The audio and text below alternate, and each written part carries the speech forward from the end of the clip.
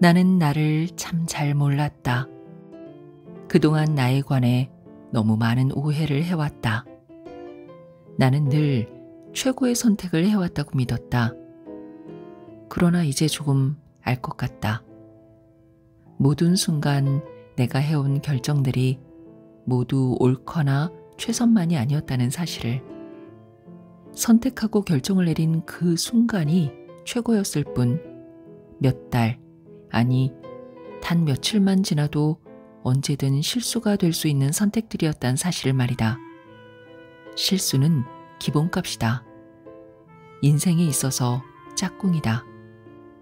앞으로도 나는 실수하고 또 실수할 것이다.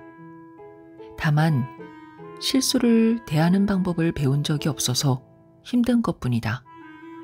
실수가 두렵고 실수하고 나면 후회되고 부끄러워서 오랫동안 기억에 남는 것뿐이다. 곱씹을수록 우울하고 자괴감 넘치는 일을 끝없이 반복하면서 몰아세우고 나를 비방할 건지, 아니면 실수는 인생의 기본값으로 받아들일 건지 생각을 좀 해볼 필요가 있다.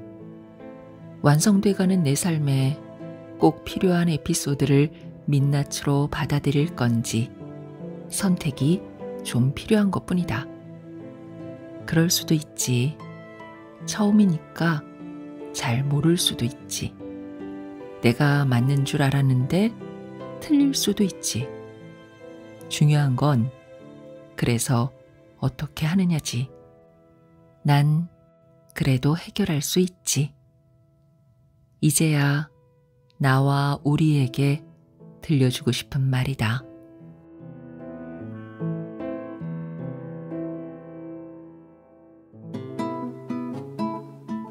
안녕하세요. 마음이 쉬어가는 곳 힐링필드입니다.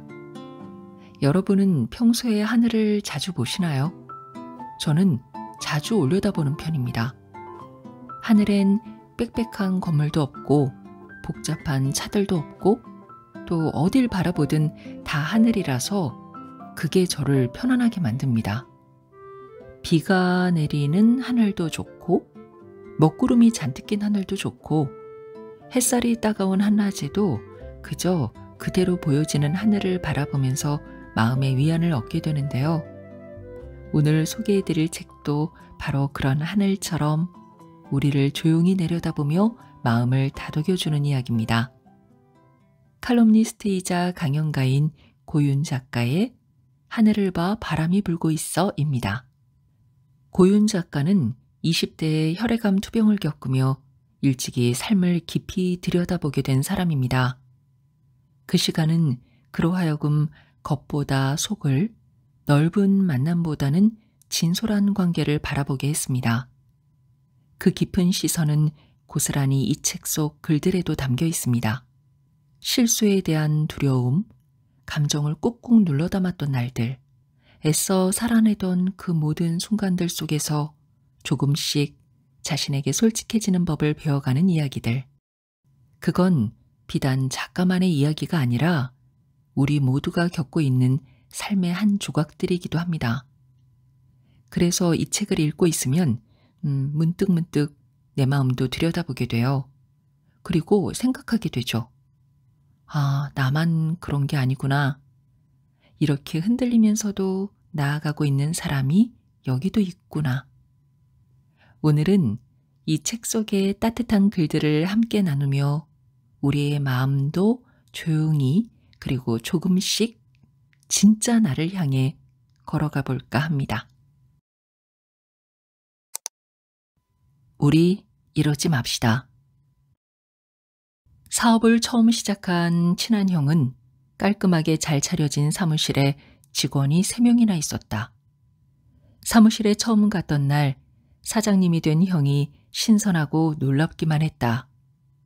형과 이런저런 얘기를 나누던 중에 직원 한 명이 사색이 된 표정으로 안절부절 못하며 형에게 다가왔다.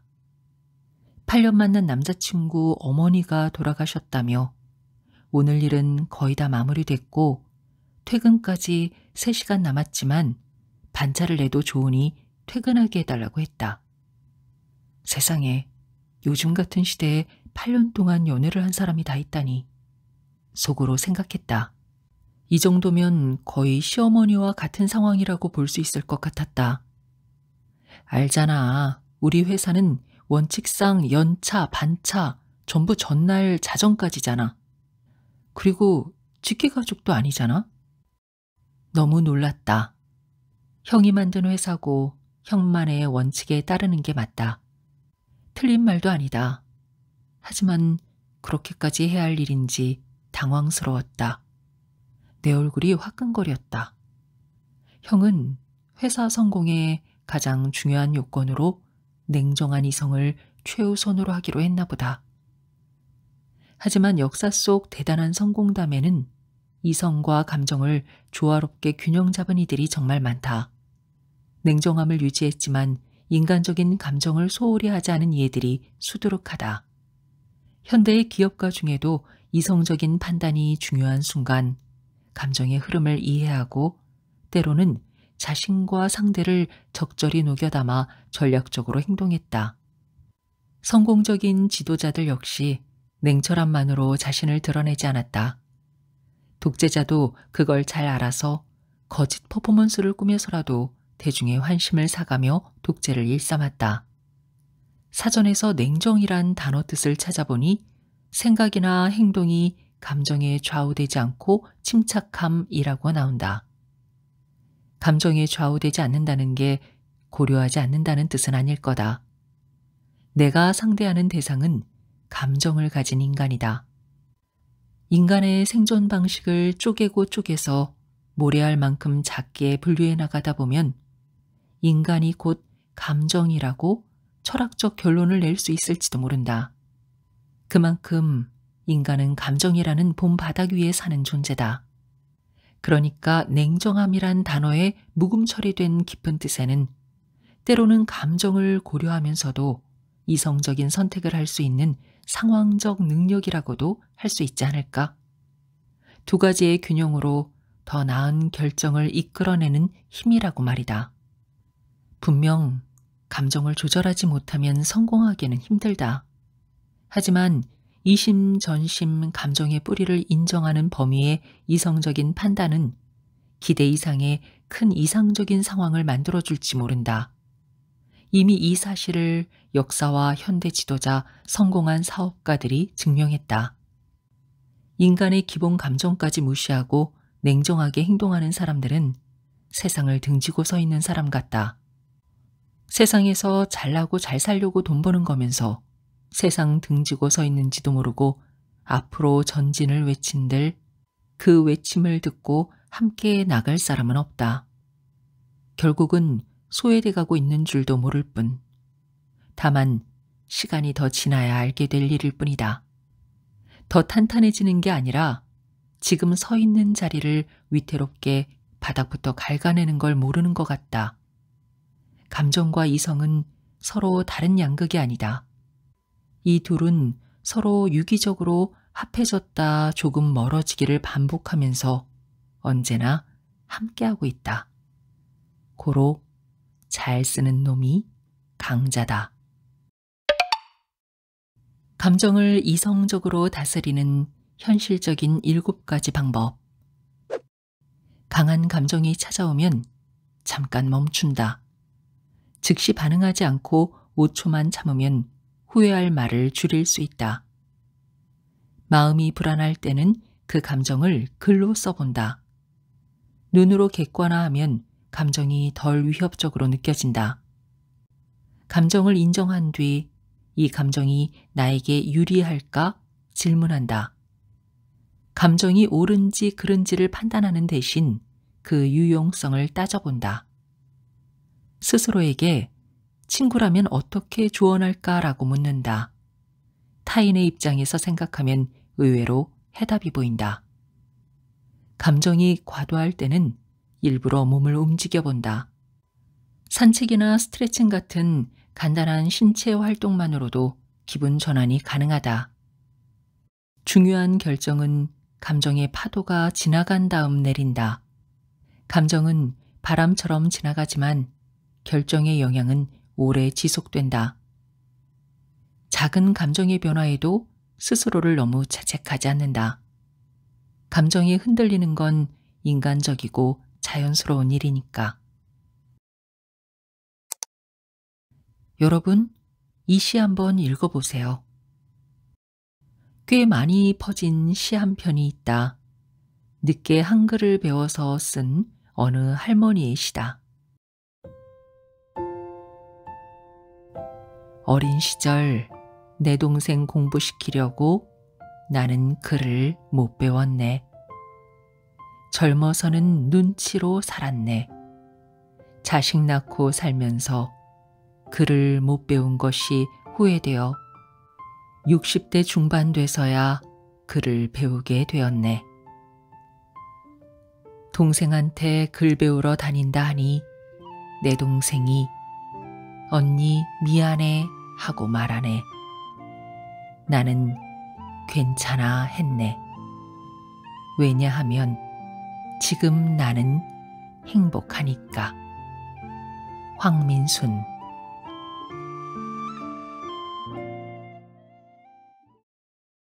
내가 알 정도로 유명해진 건 아마도 늙음하기 배워 쓴 할머니의 시에서 느껴지는 있는 그대로 때문이었나 보다.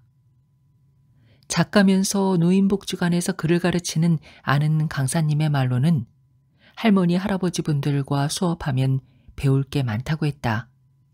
어른들은 뭐라도 하나 놓칠세라 웬만한 학생 뺨치는 수준으로 필기를 잘하신다고 들었다. 그 연세에 뜨거운 열정을 보고 있자면 존경스럽고 감동적이라 본인도 더 열심히 가르치며 더 열심히 살게 된다고. 그 강사님과 나눈 대화 중에 나도 꽤 큰 감동을 받은 말이 있다. 어느 어르신 한 분이 하신 말이라고 했다. 젊은 선생, 우린 너무 오랜 시간을 거짓으로 살아왔어요. 그래서 솔직한 내가 뭔지도 몰라요. 선생님처럼 젊으면 모르겠지만 나이 많은 우리가 이제 와서 솔직하게 사는 걸 해낼 수 있을지 모르겠어요. 하지만 해봐야지 뭐. 원래도 작가였던 강사님은 이 대화에서 또 수업에서 어른들께 배우는 솔직함에 푹 빠져 있었다. 진실을 담은 글, 마음에 와닿는 글을 쓰는데 큰 도움을 받았다면서. 그렇다.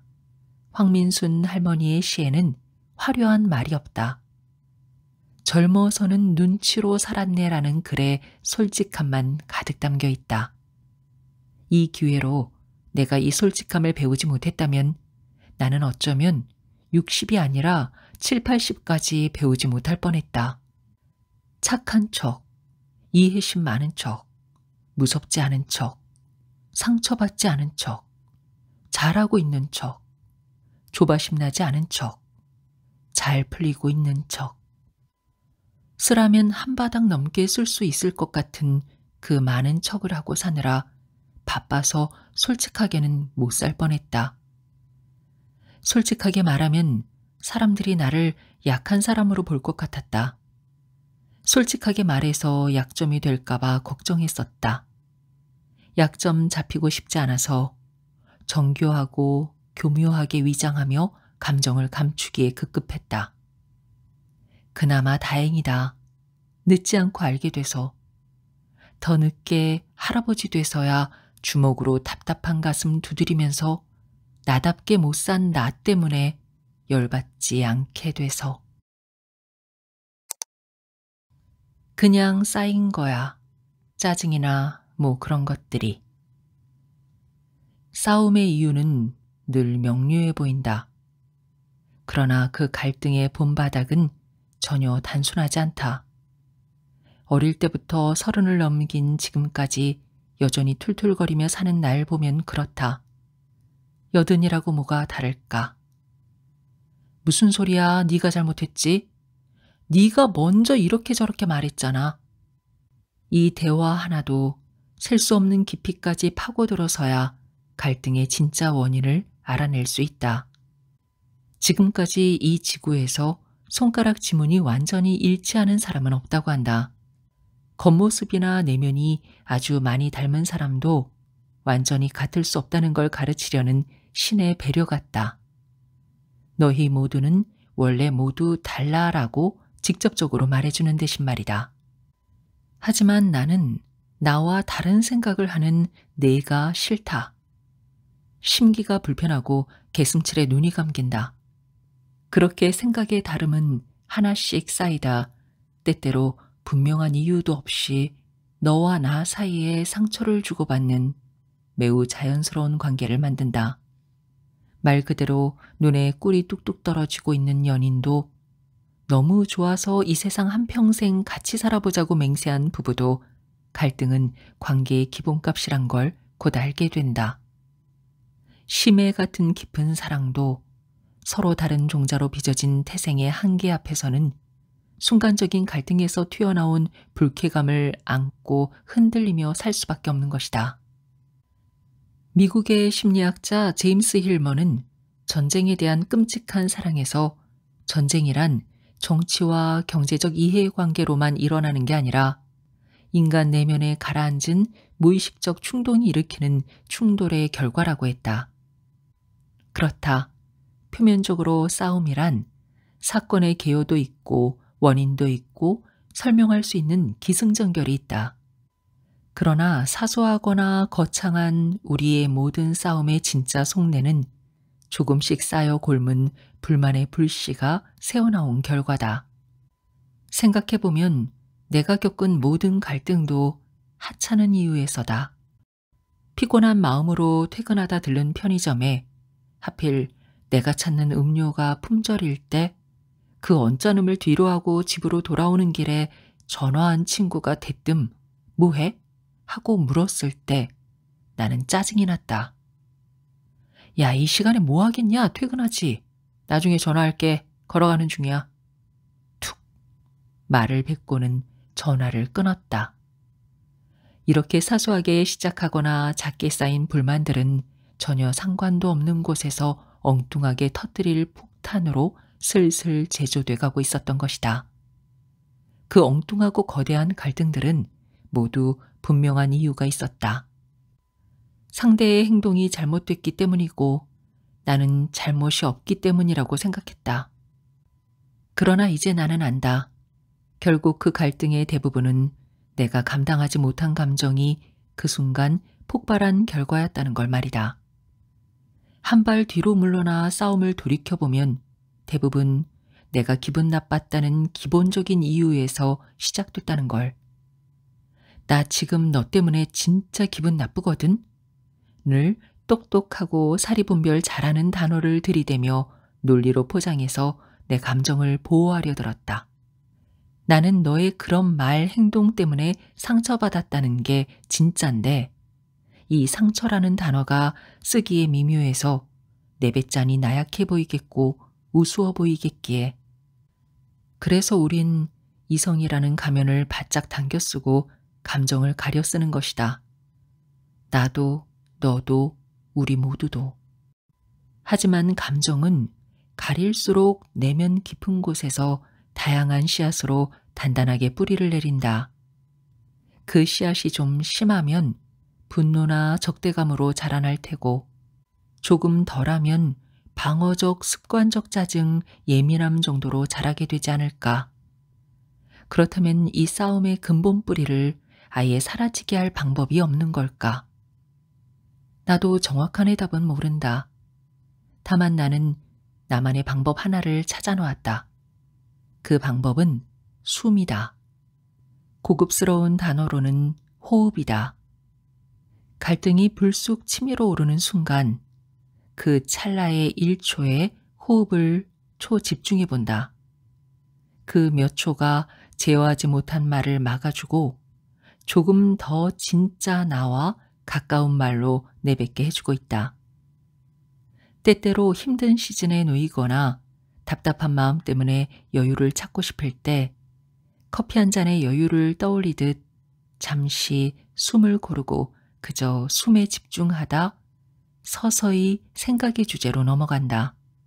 그러다 보면 생각지도 못한 성찰이 일어나곤 한다. 내가 왜 그랬지? 내가 왜 그렇게 생각했지?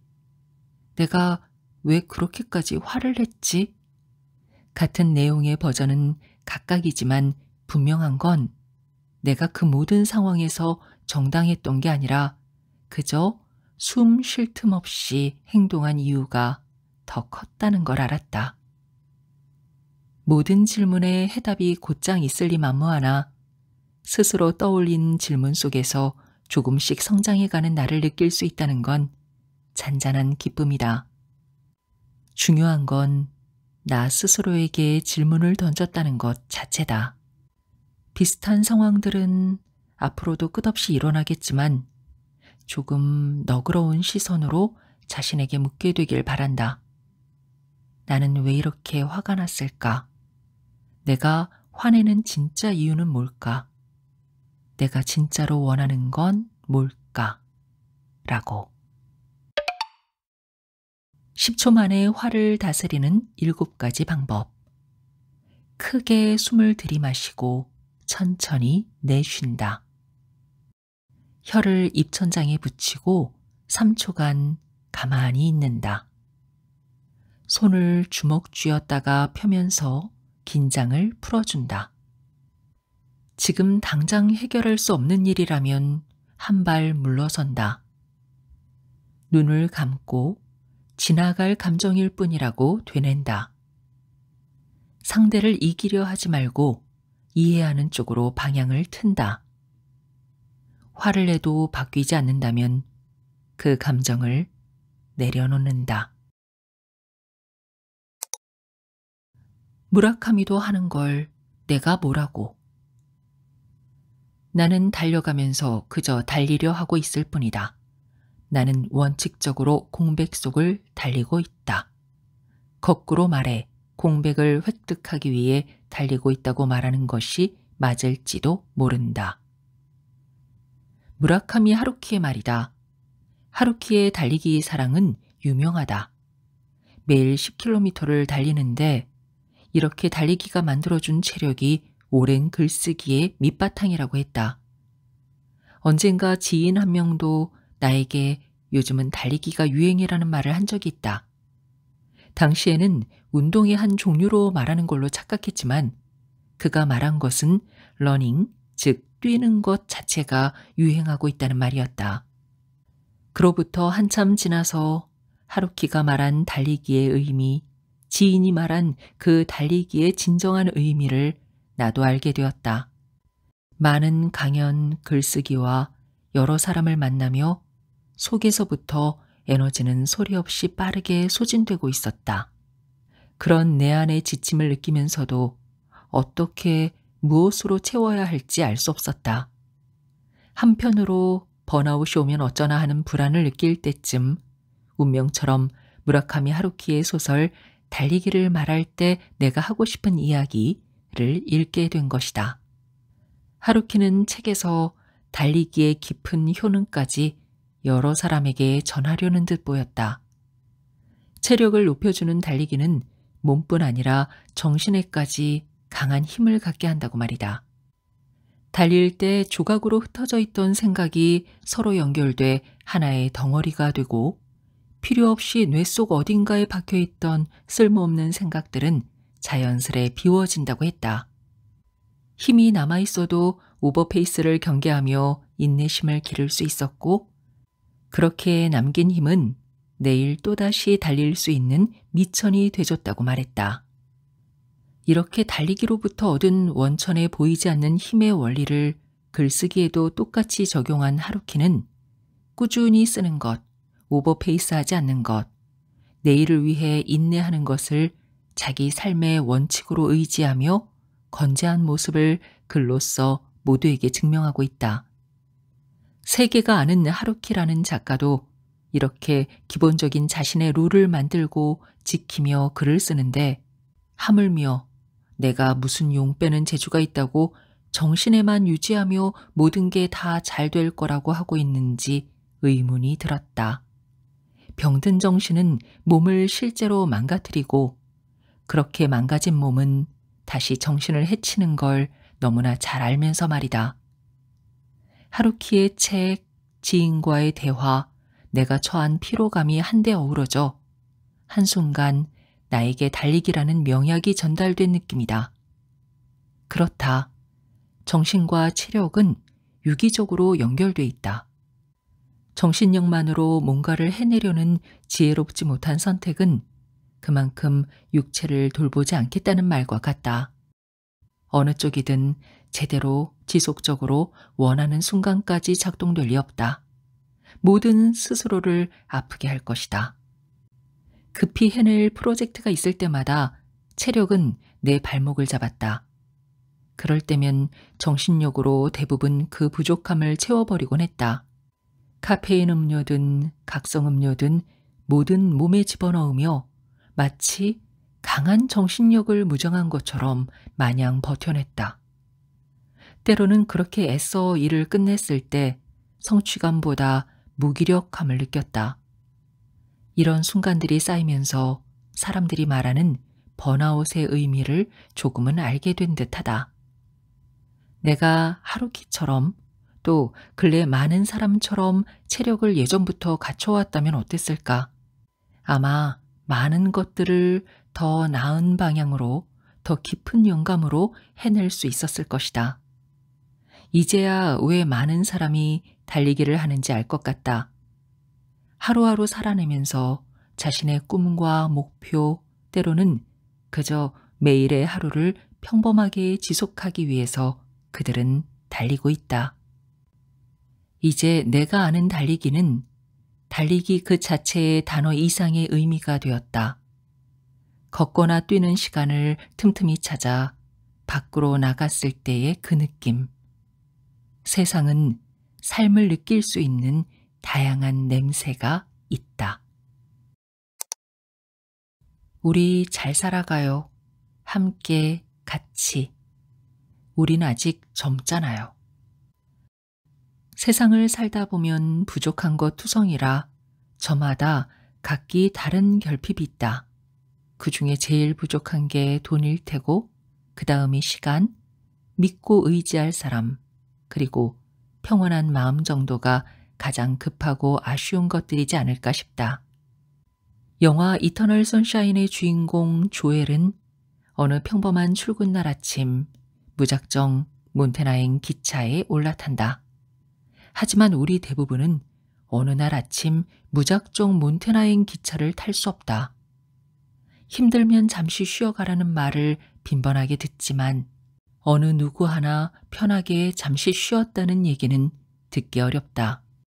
어른이고 성인이 되면 자유롭게 뭐든 선택할 수 있을 줄 알고 열심히 컸는데 어른이 되니 자유로운 선택권을 누릴 수 없는 환경에 들어가 사는 거였다. 오늘 해야 할 일, 내일 해야 할 일, 산더미처럼 쌓인 해야 할 것들이 줄지어 있는 날들이다. 우리가 전혀 가지 못할 것 같은 몬테나라는 낯선 땅은 그래서 상징만 크게 가진 해방감을 주는 것 같다. 힘들면 좀 쉬라는 말을 가장 많이 하는 사람 중에는 단연 부모님이 1등이다. 대부분의 부모님이 자주 하지 않을까 싶다. 하지만 나를 아끼는 누군가 또는 누구라도 이 말보다는 좀 다른 방법으로 서로를 위로하는 게 나을 것 같다. 쉬라고 한들 본인도 아마 쉽게 쉬지 못할 테니까. 사실 우리 모두가 진짜 원하는 건 서로의 마음을 이해해주는 일인 것 같다. 짊어진 무게를 알아주고 그로부터 느끼는 압박감을 이해하고 동병상련의 마음으로 토닥여주는 게 조금 더 현실성 있는 위로 아닐까 싶다. 많은 사람의 마음 밑바닥에는 마음의 여유를 잃은 본질적 허탈함이 조금씩은 다 있을 것 같다. 마음을 알아주고 이해해준다는 게 완벽한 해결책이 되거나 대단한 힘이 돼준다는 건 아니지만 숨구멍을 내주는 일이란 건 확실하다. 마치 풍요로운 마음가짐 하나가 다가와서 지금 이대로도 충분해. 더 애쓰지 않아도.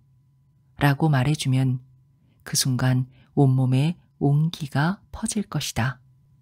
이 힘은 진짜 쉬게 하는 게 아니라 오히려 에너지를 만들어주고 단단한 다리로 더 잘 서 있게 해주는 신비한 힘이 있는 것 같다. 결핍을 딛고 충분함으로 앞으로 나가는 또 다른 발판이 돼주는 것처럼 느껴진다. 그렇게 마음 한편을 조금 느슨하게 풀어놓고 자신을 그대로 인정하며 더 잘하게 해주는 느낌. 완벽한 휴식이나 탈출은 어렵다. 다만 숨 쉴 틈을 만드는 건 챙길 만한 만만한 일이다. 그 작고 여유로운 틈이 언젠가 나를 더 풍요롭고 단단하게 해주는 씨앗이 돼줄 것 같다. 그러니 무책임한 것까지는 아니지만 무책임하게 느껴질 때도 있는 힘들면 좀 쉬어라는 말을 남발하는 대신 사실 먹히지 않을 때가 더 많으니까 잘하고 있어, 잘 해내고 있는 것 같아 라고 따뜻하게 숨구멍 좀 내주며 서로를 기대고 살았으면 좋겠다. 우린 아직 갈 길이 먼 너무 젊은 나이니까.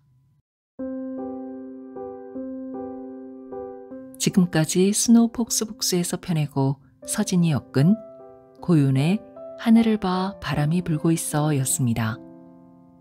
오늘 이 영상 보시면서 마음 한켠이 따뜻해지셨다면 이번 기회에 책으로 직접 만나보시는 건 어떨까요? 출판사 스노우 폭스북스에서 감사하게도 도서를 협찬해 주셨어요. 그래서 깜짝 이벤트를 준비했는데요. 그동안 꾸준히 힐링필드를 찾아주시는 구독자분들께 감사의 의미로 이 책을 선물해 드릴 기회가 생겼습니다. 이벤트 참여 방법은요. 우선 지금 보신 영상에 좋아요를 눌러주시고 댓글로 하늘을 봤을 때 느꼈던 감정 또는 영상 소감을 자유롭게 남겨주시면 됩니다.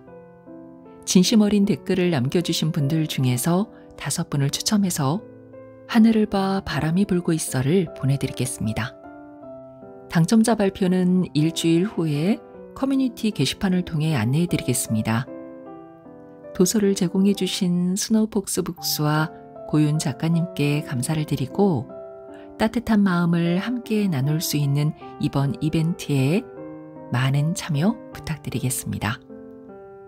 끝까지 힐링필드와 함께 해주셔서 감사합니다. 건강하세요.